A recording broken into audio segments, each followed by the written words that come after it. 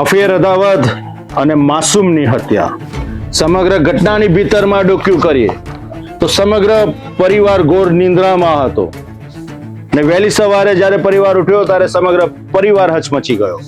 થોડાક અંતરે એક શૈતાન રહેતો હતો, મનમાં બદલાની વૃત્તિ લઈને ફરતો હતો. આ શૈતાન માસૂમ બાળકીનું અપહરણ કરીને લઈ ગયો અને ત્યારબાદ તેની ઘાતકી હત્યા કરી નાખી. શું હતો તેના મનસૂબો તેના મનમાં? કેમ કરવામાં આવી ઘાતકી હત્યા અને પોલીસે કેવી રીતના હત્યાનો ભેદ ઉકેલ્યો? જોઈએ ક્રાઇમ રિપોર્ટમાં.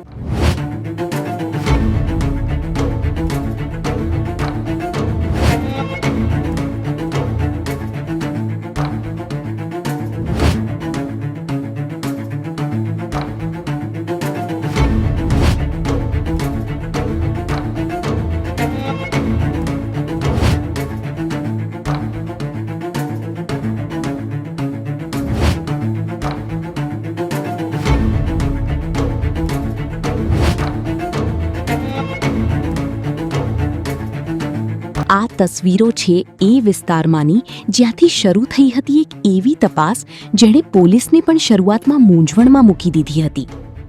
પરિવારની બાજુમાં નિરાંતે સૂતી બાળકી અચાનક ગાયબ થઈ ગઈ.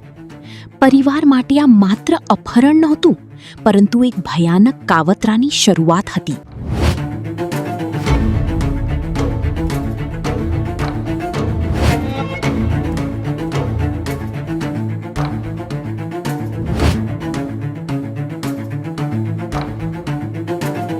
ઘટનાની જાણ થતાં પોલીસ એક્શનમાં આવી. Mobile location, technical surveillance, human sources અને સાથે સાથે અલગ અલગ 10 ટીમો. પોલીસનો તપાસનો ધમધમાટ શરૂ થયો. ત્યારબાદ પોલીસને પગેરું મળી ગયું. એક ચોંકાવનારું નામ સામે આવ્યું, જે સાંભળીને પોલીસ પણ ચોંકી ઉઠી.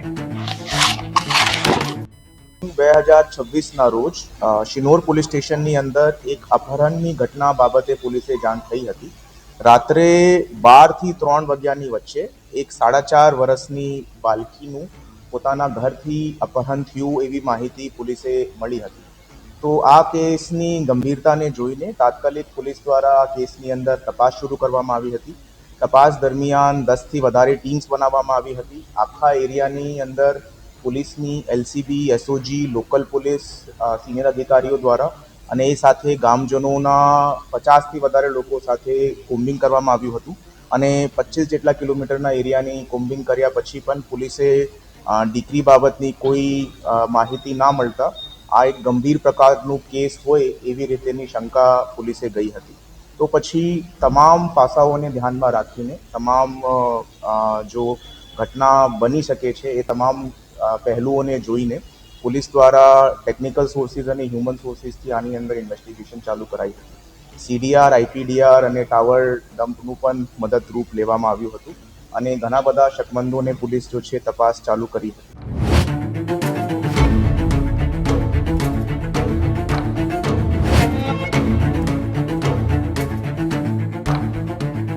તપાસમાં જે હકીકત સામે આવી તે કોઈ ફિલ્મી સ્ટોરીથી ઓછી નહોતી.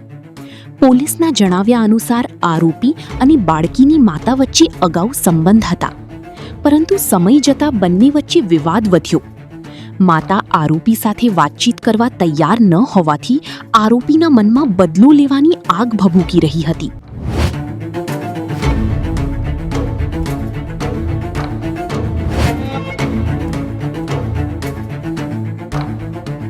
પોલીસ તપાસમાં જાણવા મળ્યું કે આરોપી શરૂઆતથી જ સમગ્ર જે ઘટના ઘટી તેનું આયોજન કરી ચૂક્યો હતો.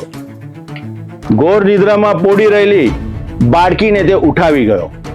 આ બાળકી રસ્તામાં જાગી ગઈ. ત્યારબાદ આ યુવકે એવો અંજામ આપ્યો કે જેને સાંભળીને સમગ્ર શહેર હચમચી ગયું.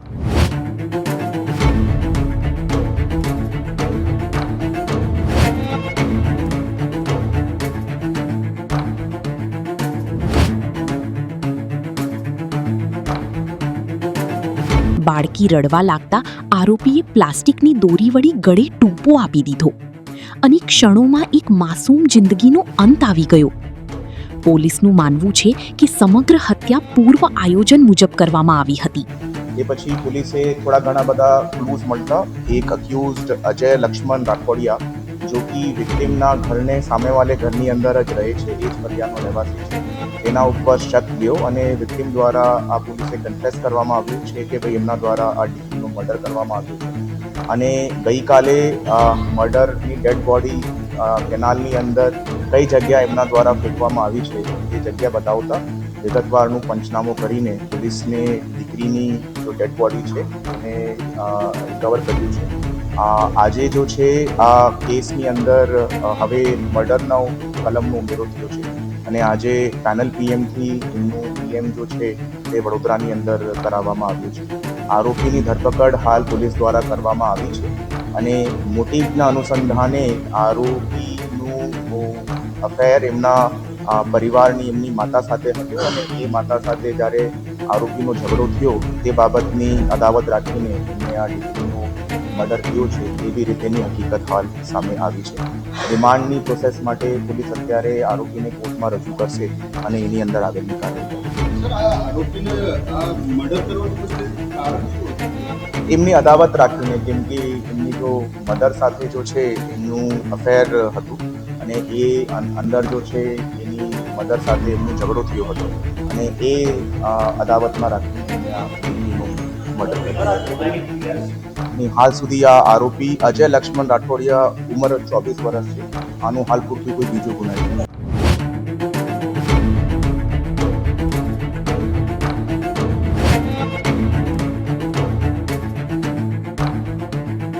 આખરે ટેકનિકલ પુરાવા અને માનવ સૂત્રોની મદદથી પોલીસે આરોપીને ઝડપી લીધો. પૂછપરછ દરમિયાન આરોપીએ ગુનાની કબૂલાત કરી હોવાનું સૂત્રો જણાવી રહ્યા છે.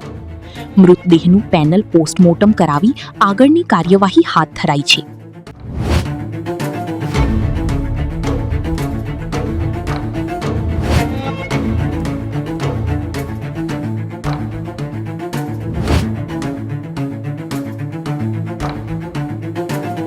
માતા સાથેની અદાવત, બદલાની અંધભાવના અને એક માસૂમ બાળકીની ઘાતકી હત્યા. વડોદરા શહેરમાં ઘટી ચૂકેલી આ ઘટનાએ સૌ કોઈને હચમચાવી મૂક્યા છે. આના પરથી ફલિત થઈ રહ્યું છે કે અંગત દુશ્મનાવટ એટલી ખતરનાક થઈ શકે છે જ્યારે મનમાં બદલાની ભાવના લઈને કોઈ શૈતાન ફરતું હોય. હાલમાં તો આરોપી પોલીસની પકડમાં છે, પરંતુ એક પરિવારનું હાસ્ય છીનવાઈ ગયું છે.